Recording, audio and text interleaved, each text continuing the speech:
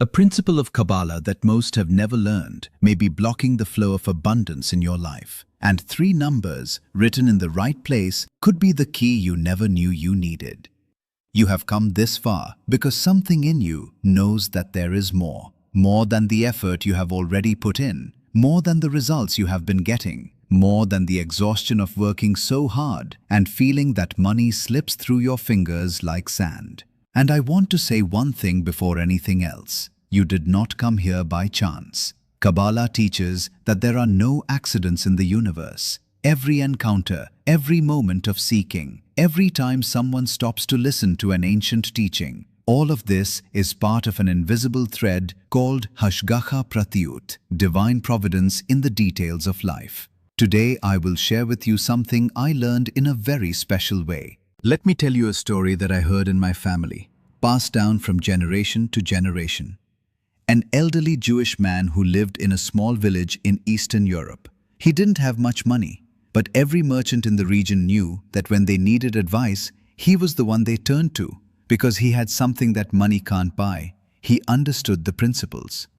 One day, when asked what the secret was for prosperity to enter a home and not leave, he opened his wallet, showed 3 numbers written in blue ink and said, "It is not the numbers that bring wealth, my son. It is the numbers that remind you of who you are, where the flow comes from, and why it is here."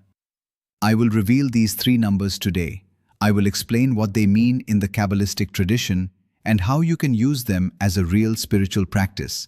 Not superstition, but ancient wisdom rooted in principles that span centuries. If you haven't subscribed to this channel yet, do it now. And let me know in the comments, have you ever heard of any of these practices before? In the next few minutes, you will discover 3 things. First, why Kabbalah says that prosperity does not start in the pocket, it starts in dat, in inner knowledge. Second, the deep meaning of the 3 numbers and why they have been considered sacred by sages throughout generations.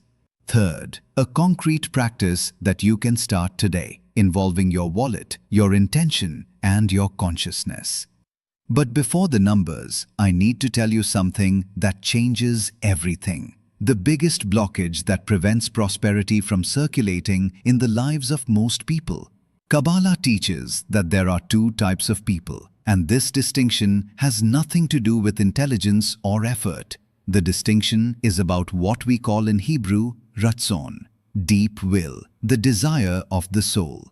The question that lies beneath all others. Why do I exist, and what did I come to seek here? The flow of abundance, the shefa, this overflow of blessing that comes from above and descends into the world, never stops. It is always circulating. The problem is that most people build, without realizing it, internal dams that prevent this flow from reaching them. And what are these dams? They are the thought patterns that say, money is dirty. I don't deserve more than I have. The rich are greedy. Material prosperity is not spiritual. These thoughts, when unexamined, create what Kabbalah calls klipot, shells, layers of spiritual hardening that separate a person from the source. Look inside. Do you carry any of these patterns? Because before any external practice, the work begins within. The Rebbe of Kotsk said, "Where is God? Anywhere that the human being allows him to enter." The hope is that these dams are not permanent. They can be dismantled. And tradition has given us tools to do this work of opening. Now the complete story of the elder. I will call him Reb Mordechai, to give a name to our parable. A young man arrived in a small town, carrying little more than the clothes on his back and an old book. No one knew exactly where he had come from. What everyone noticed was that he was different. When he entered any business, he brought a presence of calm. When he spoke slowly, as if weighing each word. He became a simple merchant, selling fabrics. He did not get rich, but in times of difficulty, the store remained open. In winters, when others closed their doors, he kept the business running. Not due to hidden reserves, but because of a different wisdom. When a young man asked the secret, Reb Mordechai opened his worn leather wallet and showed 3 handwritten numbers, 18, 26, and 72. They are not a charm, they are reminders. Every time I open this wallet, I see these numbers and remember 3 fundamental truths. And these truths change how I give, how I receive, and how I circulate money in the world. Mehagel. The first number is 18. In Hebrew, each letter has a numerical value. This is Gematria, the science of sacred numbers. The number 18 corresponds to the word Chai, which means life. Chet is worth 8, Yud is worth 10, together 18. That is why in Jewish tradition, gifts and donations come in multiples of 18. It is not superstition. It is a statement of intention. I am circulating life in the world. Rabbi Mordechai said, "When I see 18, I remember that money is not mine. It is life in motion. It came from someone, it goes to someone. My role is to be a channel, not a dam." The blockage that this number dismantles. Most people treat money as if it were a static substance. You have it or you don't. You save or you spend. But Kabbalah teaches that Shefa, divine abundance, is fundamentally dynamic. It flows. And when you dam it up, when you accumulate out of fear and not purpose, you interrupt the cycle. In the human body, blood needs to circulate. If you said, "I'm going to keep this blood here because I'm afraid I won't have enough," the result wouldn't be wealth. It would be necrosis. Hope in 18. You can reconfigure your relationship with money starting today. See each transaction as life in motion. This changes what you feel when you open your wallet. It changes whether you contract or whether you open. The second number is 26. The 26 is the numerical value of the sacred name of 4 letters, the tetragram, Yod, He, Vav, He. Yod is 10, He is 5, Vav is 6, He again is 5. Total 26. In Jewish tradition, this name is not pronounced. It is revered in silence. When we refer to it, we use Hashem, the name. What does this number teach about prosperity? Kabbalah teaches that this name represents the deep structure of reality. Yod is the point of origin, the first He, the expansion. Vav, the channel of manifestation. The second He, the world we live in. Rabbi Mordechai used to say, "When I see the 26, I remember that there is a source. Money does not arise from my anxiety or my fear. My task is to keep the channel clear, with integrity, with intention, with tzedakah."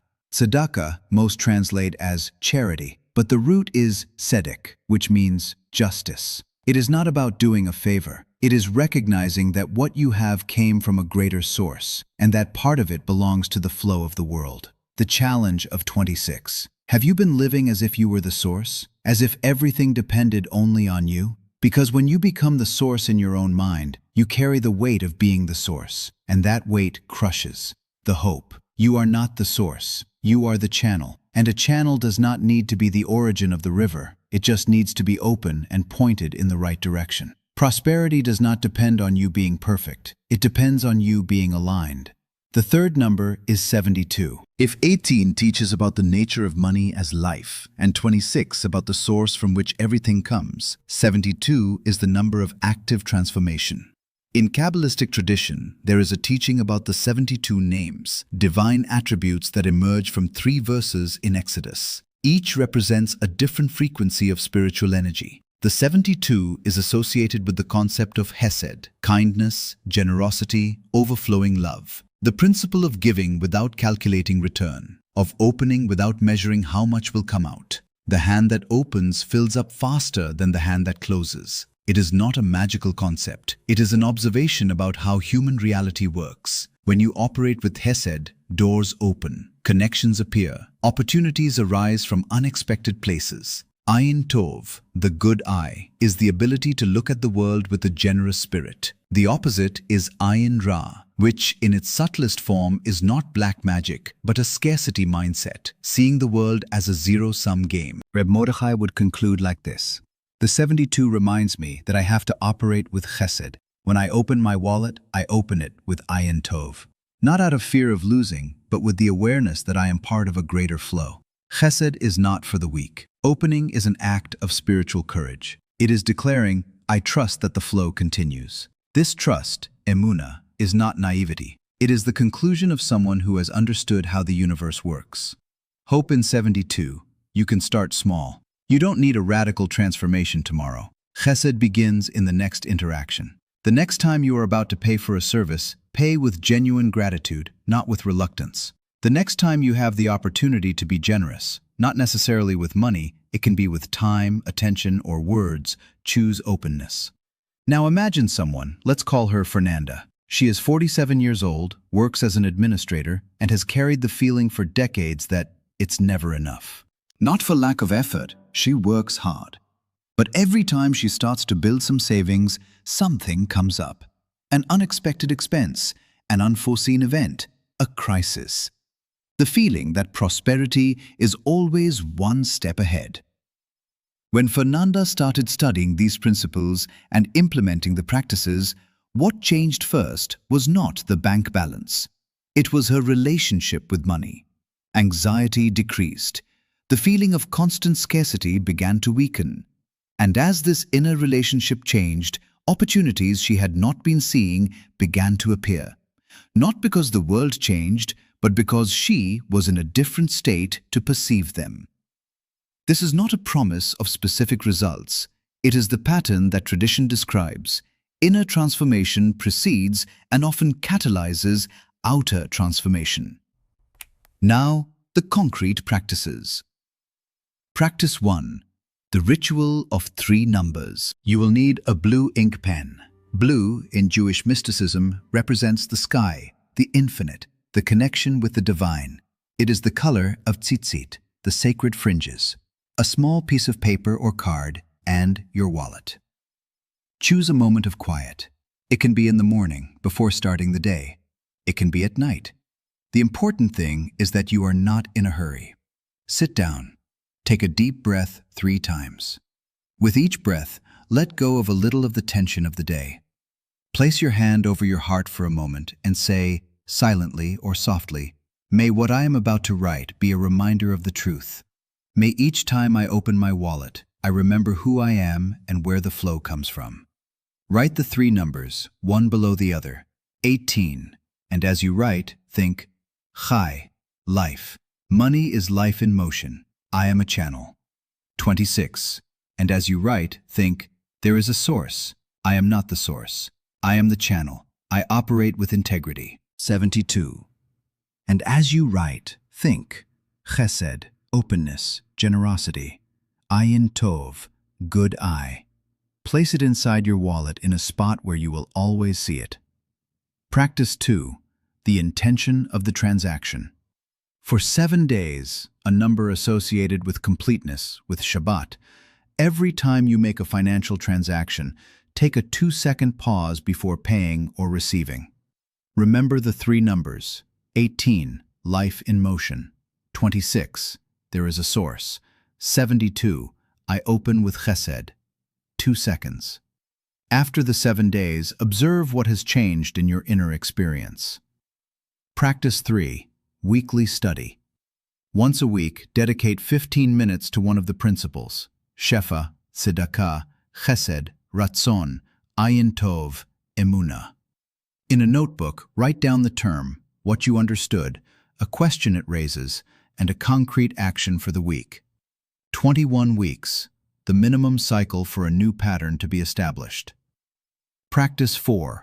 The practice of dot. Once a week, in the amount of 18 reais, or a multiple of 18 that is possible for you, give to someone or some cause, not as magic, but as awareness. While giving, say internally, tzedakah, this flow is life, and continue circulating. Do not expect a return. It is the exercise of undoing the scarcity mindset, one action at a time. Practice 5. The night review. In the last minutes before sleeping, 3 questions. First, where did I operate from fear instead of openness today? To see, not to punish myself. Second, where was I a clear channel? Did I give, receive, or interact with integrity? To recognize. Third, one thing I can do differently tomorrow? Specific, small, possible. 40 days, a complete cycle of transformation in the Hebrew tradition. I need to talk about the resistance that will appear. I am almost sure of it. And it will appear in subtle ways. It will come as forgetfulness. Oh, I forgot to do the practice today. It might be. But when forgetfulness is systematic, when every time you are about to start something that could change your relationship with prosperity, an urgency appears, a distraction arises, time disappears. That is not carelessness. This is what Kabbalah calls Yetzer Hara, the impulse that resists change, that prefers the familiar even if it is limiting. It will also appear as skepticism after the first week. I wrote the numbers, nothing happened. And here I need to be honest. Writing 3 numbers does not change the balance in 24 hours. That is not the proposal. The proposal is to change what happens inside you when you open your wallet. And that change takes time, consistency, and the willingness to continue even when the results are not yet visible. The Jewish tradition has a phrase for this, Naaseh ve'nishma. We will do and we will hear. The people of Israel accepted the Torah before understanding everything that was in it. Commitment precedes total understanding. I am not asking you to abandon critical thinking. I am asking you to give the practice enough time to show what it is capable of. These practices are for those who are willing to work on themselves seriously over weeks and months. Recapping. The 18. Chai life. Money is life in motion, and you are the channel. The 26. The sacred name. There is a greater source. Keep the channel clean with integrity and tzedakah. The 72. Chesed. Live with ayin tov, a good eye, operating with openness even when fear says to close. 5 practices. The ritual of the 3 numbers in the wallet. The intention in transactions for 7 days. The weekly study. The practice of Da'at with the logic of 18. And the nightly review for 40 days. And the deeper work, examine the inner patterns that create blockages for the shefa, not as destructive self-criticism, but as cheshbon hanefesh, the accounting of the soul with the purpose of growth. If this teaching touched something in you, if anything here made sense in a way you didn't expect, come to the comments and share. It doesn't have to be long. It can be a word, a phrase. It can be a doubt, a resistance, a question. This space exists for these teachings to remain alive. And when you share what you've experienced, you also practice chesed. Your words may be exactly what another human being needed to hear. Subscribe and activate the bell.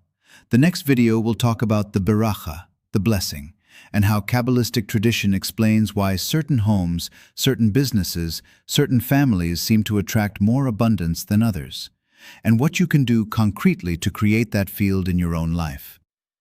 If you know someone in a financial battle, who is tired, who feels like they are trying and not making progress, share this video.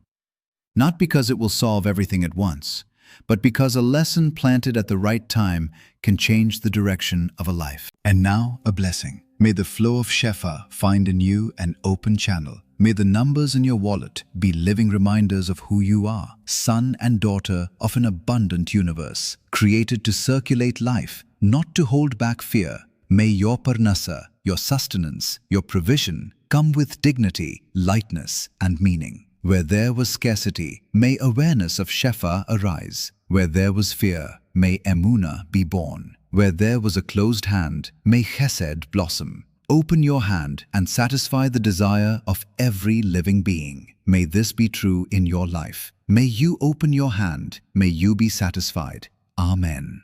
Until we meet again, take good care of yourself and the people you love.